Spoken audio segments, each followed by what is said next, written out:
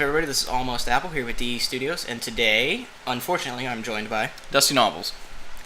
And today we're going to bring you the 5th installment of Yes. Why Do I Work Here? It's 5. It's 5. Well, we've recorded like 15, and we've posted like 5. Only 4 made it.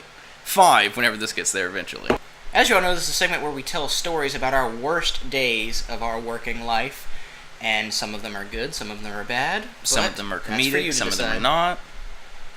Or at least according to the next episode. Are funny to me.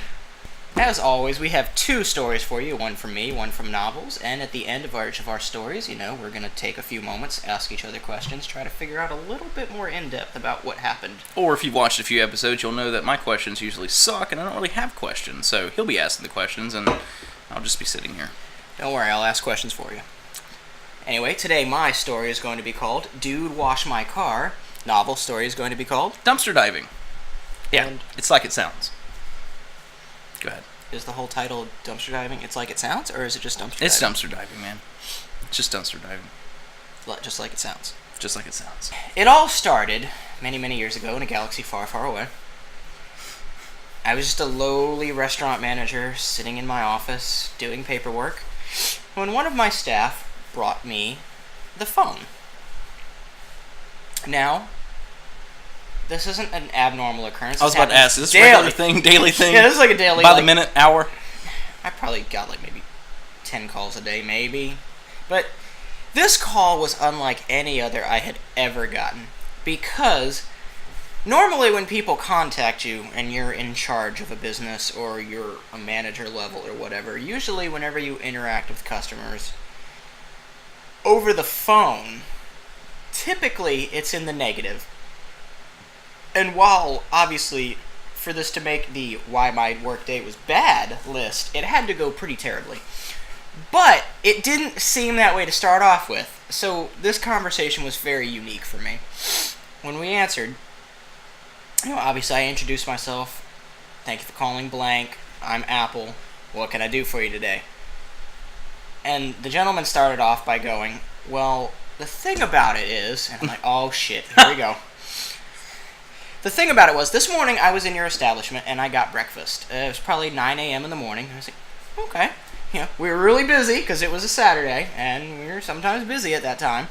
So I was like, oh shit. But I was there, so nobody brought anything to my attention, so I didn't understand what could have happened. And that's kind of like the worst thing when you're in the dark. When you've been there all day, nobody's ever brought any problems to your attention, but, you get a call later on, and it's like, well, all of this was messed up. It's like, bruh, I was here. I could have fixed it. I could have done something about it. Before we go, how often does that actually happen where they'll call over the phone after they've left the establishment, after they've had the food, to where... All the time, actually. It's like, a lot of people you got this wrong. A lot of people will not raise issues immediately. While they're there, where they can actually have stuff done for them. I don't know if it's like a passive-aggressive thing. I don't know if it's a 2017 thing. I don't know if it's a... Probably is. I don't know. But a lot of people will not... I've talked to people at the register, cashing them out, letting them go. I have spoken to them. How was everything? Oh, everything was great. It was fantastic. Then they call you 5 minutes later. The server was great. The food was good. The next day, I'll get a phone call, and I'll remember, because I remember, what the ticket said whenever I was ringing it out, they ordered this, that, this, and that, or I remember, guy, wife, 2 kids, their server was so-and-so, and they'll just be like, yeah, this happened, and this wasn't really that good, and this was terrible, and you just want to be like, yeah, I know, I fucking talked to you yesterday, and everything was peachy, it was all cool and shit. So what happened? Did you go home, and, midway through the night, you're like, you know what? I don't think we got good service today. After telling the manager that we had really good service. After leaving a tip, after your whole experience, did later on whatever happened in the bathroom, did that make your night go bad? So how do you remedy a situation like that? Do you just apologize and maybe say something to the effect of, hey, you'll get this much off if you come in next, or you just don't bother with it? You pretend like you give a shit. Oh, okay. So, like with everything. Yeah, you pretend like you...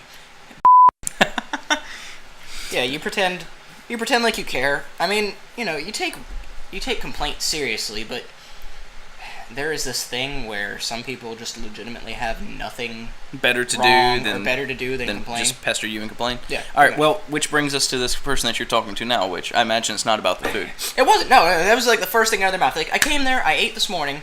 It was 9 a.m. I probably left. I was there for 45 minutes. Me and my wife. Okay, that's good. He's like, and I just want to say the service was fast. the server was nice. They told me who the server was, and I knew who the server was, and they had a reputation for, getting a lot of compliments from guests. And he's like, the food was great. It came out hot, came out fast, fresh. I was like, awesome. Yes, the customer that just called to tell us we're kicking ass. This is fantastic. You're my guy. I love you, man. Wait for it. The problem is... Oh, shit. The problem is that I don't know who cuts your grass. What?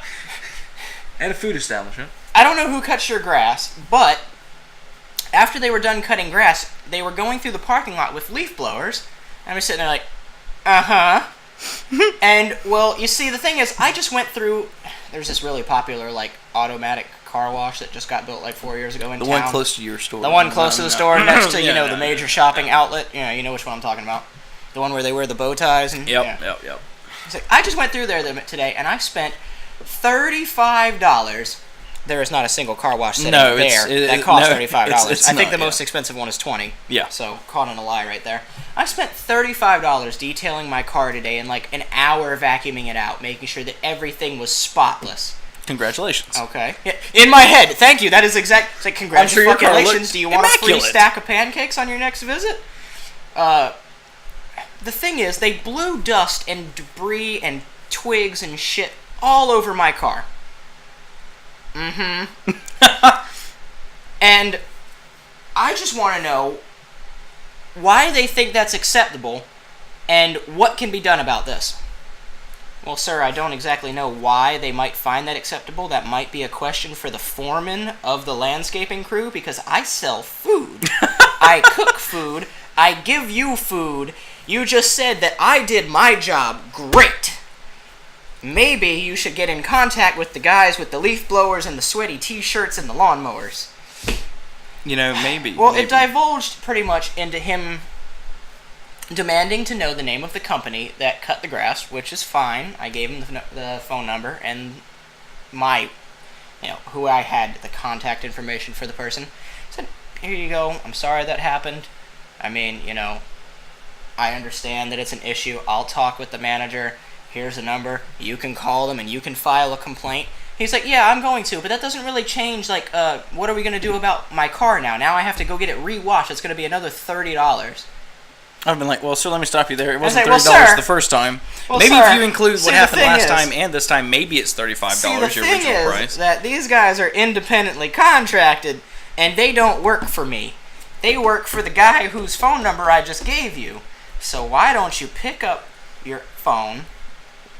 You're on your phone. Why don't you hang up your phone, dial them, and ask him what he's going to do?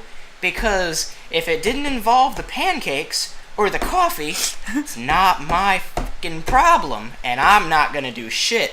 Because I'm damn sure not going to spend $30 of my own money to wash your car when I don't even pay money to wash my truck. Now, so you didn't actually express it like that to the customer. I mean, clearly you don't. No, I told him that. That was my same tone. I was like, sir, I'm not going to do anything about it. That your issue is unrelated to my service. Well, therefore, I cannot do anything. So you can talk to this guy. I'll tell him that I had a disgruntled guest because of their employees. But after that, that is not my problem any further.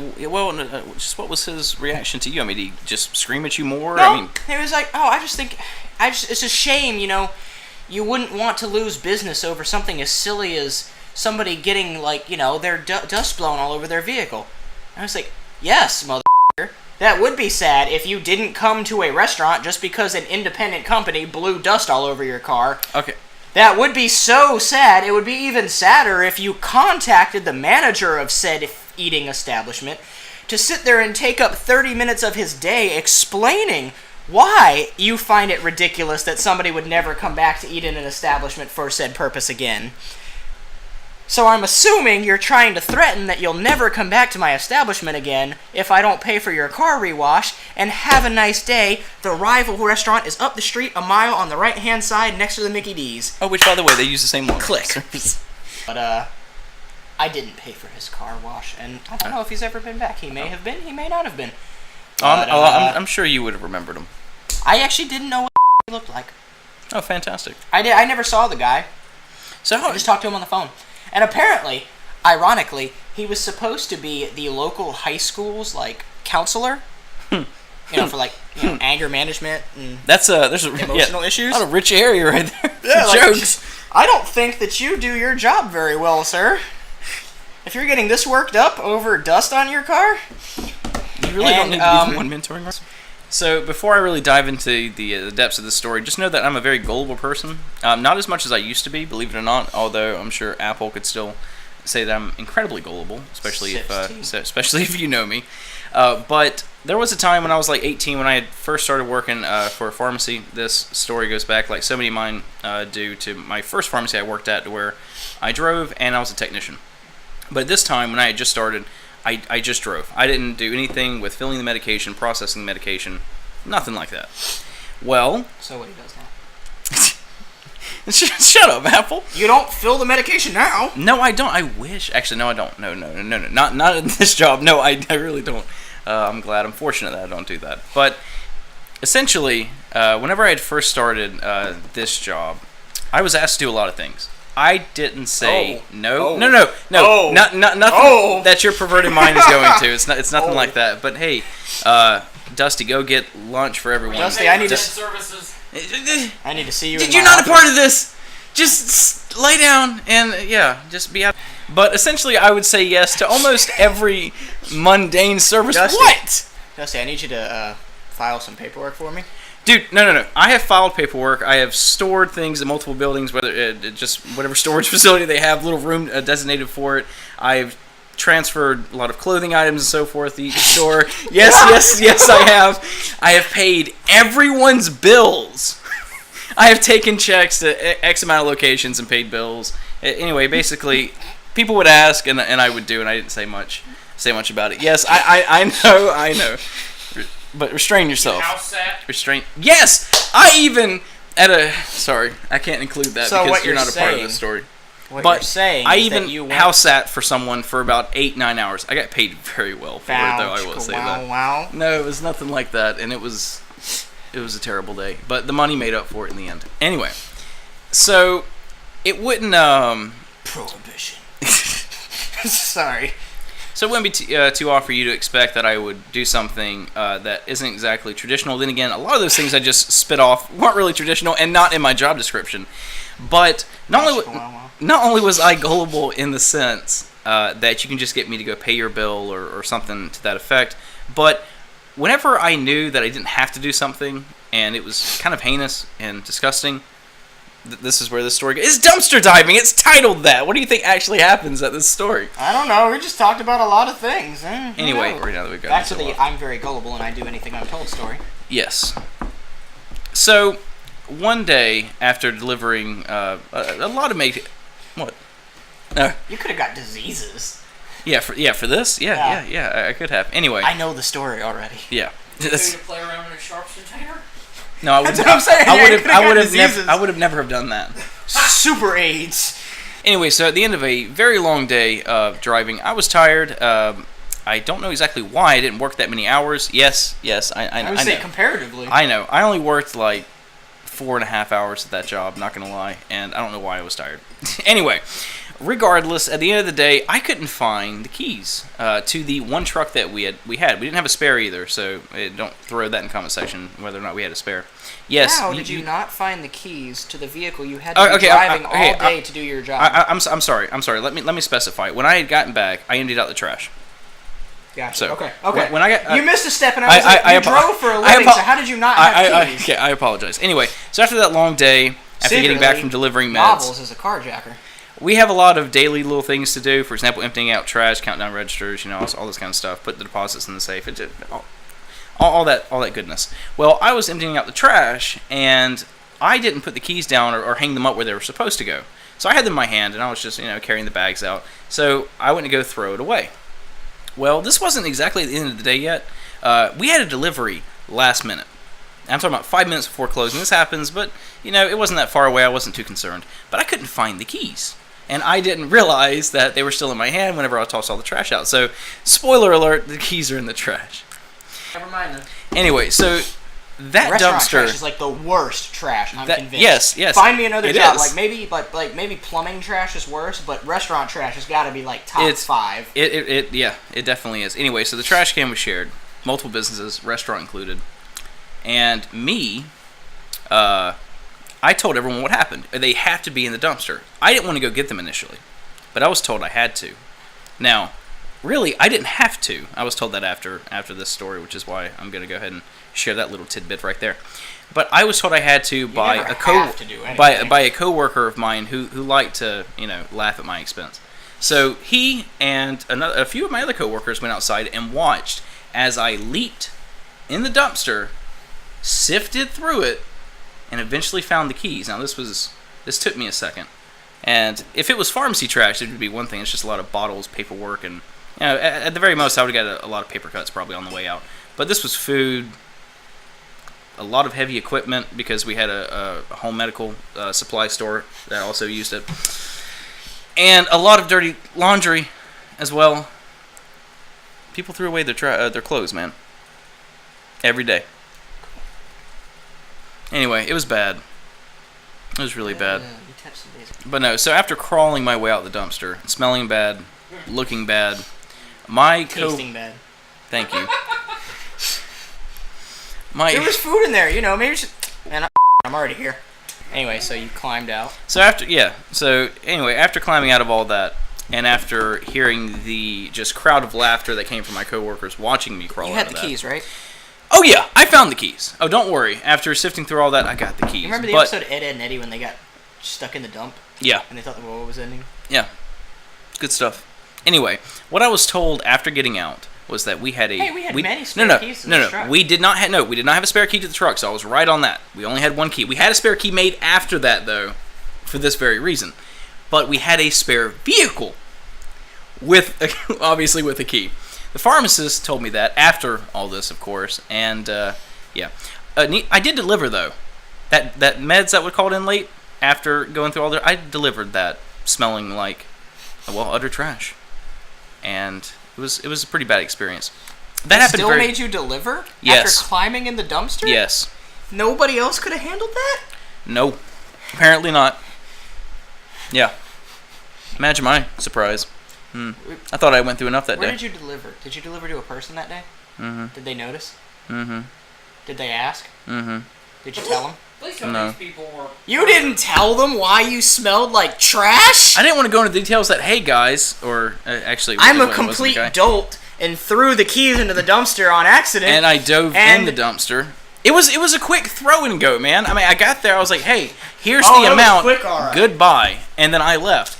But I could see on their face, and they did ask, but I didn't go into detail.